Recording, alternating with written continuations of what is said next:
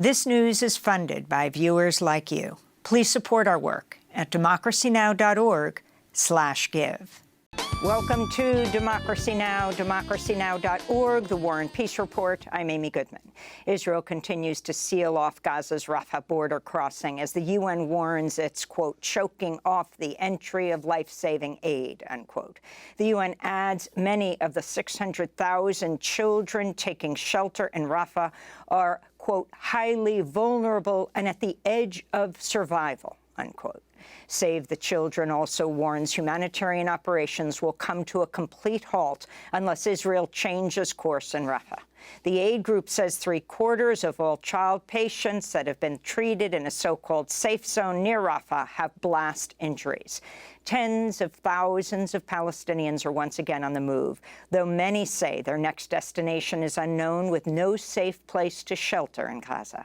As Israel prepares for its full-scale ground invasion of Rafah, Palestinians continue to die under aerial attacks. We were baking bread. We came to blood and martyrs scattered. We're gathering them and body parts in pieces. The civil defense members came and gathered them in pieces. My friend died. They also picked him up in pieces. Everything is in pieces.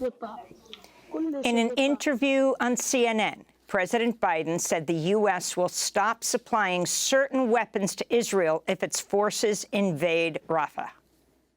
If they go into Rafah, I'm not supplying the weapons that have been used historically to deal with Rafah, to deal with the cities, to deal with that problem.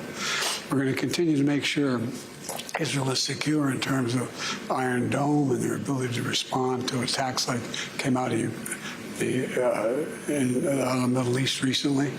But it's just wrong. We're not going to supply the weapons and the artillery shells used that have been used. Artillery shells as well. Yeah, artillery shells.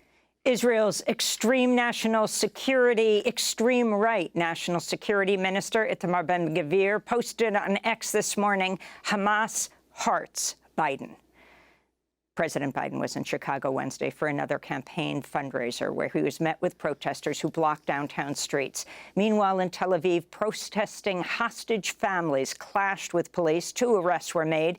The sister of a hostage was hospitalized. Her mother said in a social media video post, quote, "Bring back the hostages, stop the war with Hamas." Everywhere in Gaza, health workers uncovered another 49 bodies at the decimated Al-Shifa hospital Wednesday. Most of the bodies were decomposed. Some were found headless. 520 bodies have been uncovered across 3 Gaza Strip hospitals in recent weeks after attacks and sieges by the Israeli military. Attacking hospitals is a war crime. Israel on Wednesday bulldozed 47 homes of the Palestinian Bedouin community in the Negev desert, home to some 500 people. Israel's planning on building a highway on the site of the demolished homes, but the approval for the construction has yet to be granted. No alternative housing has been set up for the families who have now been rendered homeless. The Regional Council of Unrecognized Villages of Negev said the demolition was unprecedented in its, quote, scope of destruction and the hatred, unquote. Police have arrested scores more student protesters as part of a widening crackdown on encampments, calling on schools to divest from Israel in the United States. At the University of Massachusetts Amherst, police raided a student encampment Tuesday night, arresting around 130. In Washington, D.C., police deployed tear gas as they broke up an encampment at George Washington University. 33 people were arrested. Police also broke up an encampment at the University of Houston. On Capitol Hill, Congressmember Rashida Tlaib held a press conference Wednesday where she praised student protesters. These students are saying save lives no matter faith or ethnicity. That's right. This is something that I feel like is being completely ignored. Why are they out there? This is why we're proud. We're proud to use our position in office to bring these voices so you all don't forget why there are encampments, why there are movements in dissent around this country. Students from George Washington University and other nearby schools joined Tlaib at the news conference. Since day one, we have understood the monster before us. It is a collusion of academic institutions, administrations, police, Congress, and the state at large to protect the interests of the Israeli occupation of Palestinian land. They have affirmed a blatant mischaracterization of these encampments, naming them as anti-Semitic and dangerous in order to justify the carceral crackdown on student territory we've seen across the nation. Here in New York City, faculty at the new school have launched the first pro-Palestine faculty encampment to protest the violent police crackdown on their students. The professors named the encampment after the Palestinian poet Rafat al-Hariri, who was killed in an Israeli airstrike in December. Following police raids and violence, the new school faculty established the Rafat al-Hariri Faculty Solidarity Encampment. The call from students and Palestinians in Gaza is clear. We cannot give up. We must escalate and persevere to demand our universities divest, disclose, and boycott from the war profiteers and institutions justifying and aiding the genocide in Gaza. Overseas, students at Trinity College in Dublin, Ireland, have ended their encampment after school officials agreed to divest from blacklisted Israeli companies that have ties to the occupied Palestinian territory. In Spain, the Senate of the University of Barcelona has approved a motion to break institutional and academic ties with Israel. Last month was the Earth's hottest April on record, making it the 11th consecutive month of breaking heat records. Extreme heat has plagued large swaths of Africa and Asia in particular, forcing school closures, destroying crops, and leading to hundreds of heat-related deaths. In Bangladesh, over 1 million Rohingya refugees living in camps in southeastern Cox's Bazar have been dealing with temperatures as high as 107 degrees Fahrenheit, with few options for cooling down. This heat is unbearable, especially in our tarp-made homes. During the daytime, it has been difficult to stay inside as the tarp soaks in the heat. Meanwhile, the UN's International Organization for Migration is warning heavy rains and extreme flooding has created over 200,000 climate refugees over the past week across Burundi, Kenya, Rwanda, Somalia, Ethiopia, and Tanzania. Kenya's declared a national day of mourning Friday for the more than 200 people who've died in the country. Power Shift Africa said, quote, "The fossil fuel industry and the politicians that fail to stand up to it have blood on their hands," they said. In other climate news, back here in the United States, lawmakers in Vermont passed a first-of-its-kind bill this week that would make fossil fuel companies pay for destruction caused by climate change. Last summer, Vermont saw historic flooding, which submerged the capital, Montpelier. Damage from the July storm cost the Northeast close to $2.2 billion, according to a federal estimate.